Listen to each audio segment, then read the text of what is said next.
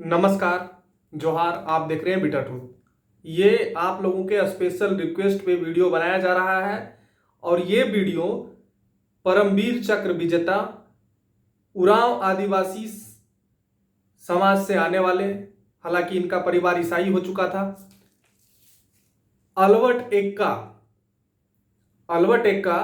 के बारे में मैं उनके जो वीरता है उनके बारे में मैं इस वीडियो में बताऊंगा। अल्बर्ट एक्का के बारे में मैं जस्ट इनकी जो वीरता वाली बातें हैं वो मैं बताता हूं। कभी समय मिलेगा तो मैं फिर इनको ये भी बताऊंगा कि इनकी जो परवरिश है झारखंड में कैसे हुई, झारखंड में कहाँ ये जन्मे, तब का बिहार हुआ करता था, अब का झारखंड। तो 1971 की लड़ाई चल रही थी और आपको पता है कि आज का जो बांग्लादेश है वो पूर्वी पाकिस्तान हुआ करता था और भारत के जो राज्य है त्रिपुरा के राजधानी अगरतला से 6.5 किलोमीटर की डिस्टेंस पे थी गंगा सागर का क्षेत्र।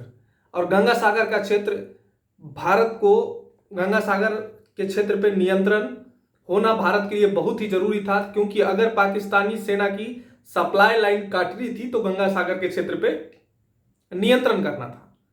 2 से 3 दिसंबर की रात को अल्बर्ट एक्का लांस नायक थे तब।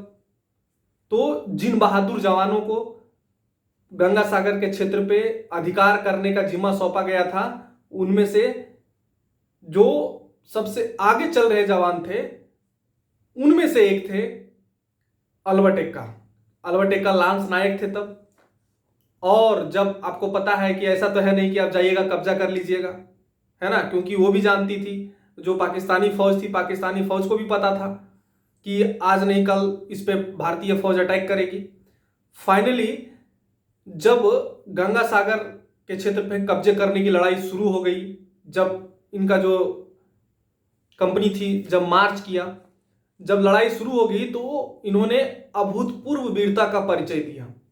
अल्बर्ट एक्का को 2-3 जगहों पे गोलियां लग गई, बाजू में, गर्दन में, पर जो भारतीय सैनिकों को जो ज्यादा नुकसान पहुंचा रही थी या भारतीय सैनिकों पे कहर बरपा रही थी, वो थी एक Pakistani machine gun.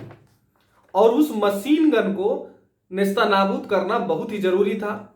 Albert Ekka तब तक घायल हो चुके थे, लेकिन जो कहते हैं ना, lead from the front, Albert Ekka उस घायल अवस्था में भी उनसे जितनी हो सकती थी उतनी वीरता से वो लड़ाई कर रहे थे। तो सबसे जो मेन चीजें थी जो भारतीय सैनिकों को बहुत ज्यादा नुकसान पहुंचा रही थी, उस मशीन गन को शांत करवाना। और उस मशीन गन को शांत करवाने के लिए अल्बर्ट एक्का ने अपनी जान की कुर्बानी दे दी, लेकिन उससे पहले अल्बर्ट एक्का ने उस मशीन गन को शांत करवा दिया। वो जो मशीन गन था उसको अल्बर्ट एक्का ने शांत करवा दिया, अभूतपूर्व वीरता का परिचय देते हुए। और इसी क्रम में अल्बर्ट एक्का की इतनी खून बही, क्योंकि मैं पहले ही आपको बता चुका हूं कि अल्बर्ट एक्का को गोलियां लग चुकी थी और अल्बर्ट एक्का भी ये जानते थे, है ना, गोलियां लग चुकी थी, फिर भी उन्होंने उस मशीन गन को शांत करवाया। और जब वो मशीन गन शांत हो गया, है ना, तो मशीन गन शांत होने के बाद भारतीय सैनिकों को एक बड़ा बढ़त हासिल हुआ और भारतीय सैनिकों ने बाकी बचे कार्य को पूरा कर दिया और गंगा सागर के क्षेत्र पे कब्जा कर लिया।